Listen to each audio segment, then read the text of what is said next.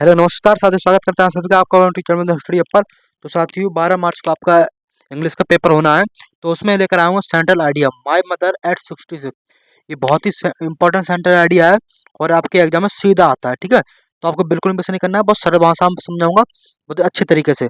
तो देखिए क्या कह रहा है, माई मदर एट 66 सेंट्रल आइडिया में अस्तर करने वाले हैं। तो कैसे लिखोगे आप, जैसा आपका ये पेज है, ठीक है, तो लिखने का तरीका भी देख लो और लिखोगे कैसे ये भी देख लो। The poem of my mother at 66 is composed by Kamala Das. ठीक है, जो पोयम है, जो the poem poem my mother at 66 जो पोयम है वो कमला दास द्वारा लिखी गई है। ठीक है, ये वैज्ञानिक सॉरी कवयित्री है कमला दास, उनके द्वारा लिखी गई है। ठीक है, ठीक। फिर क्या, the poem shows the fear of losing her mother.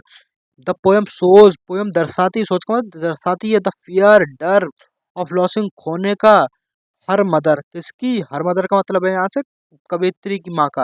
यानी जो पोयम है वो कवियत्री की माँ का खोने का डर सता रही। ठीक है, लिखा है the poem shows the fear of losing her mother of the poet's.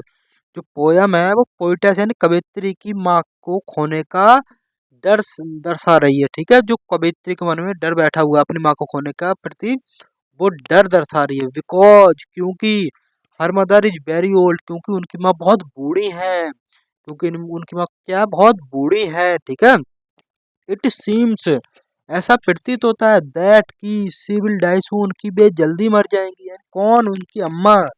ठीक है, कि उनकी जो मम्मी है, जो उनकी माँ है कवित्री की, वो जल्दी मर जाएंगी। क्या, इट्स इट्स इट सीम्स, ऐसा प्रतीत होता है, दैट सी विल डाई सून, की वे जल्दी ही मर जाएंगी। ठीक है, poet's get scared of this thought, यानी पोइटस इस विचार से बाहर आने के लिए, पोइटस गेट यानी इस विचार से बहुत चिंतित थी। स्कैर्ड का मतलब चिंतित। ठीक है, इस विचार से को लेकर बहुत चिंतित थी पोइटस जो थी।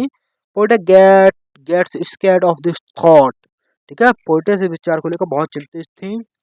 ठीक है, पोइटस वो sorry to come out from this negative thought, यानी इस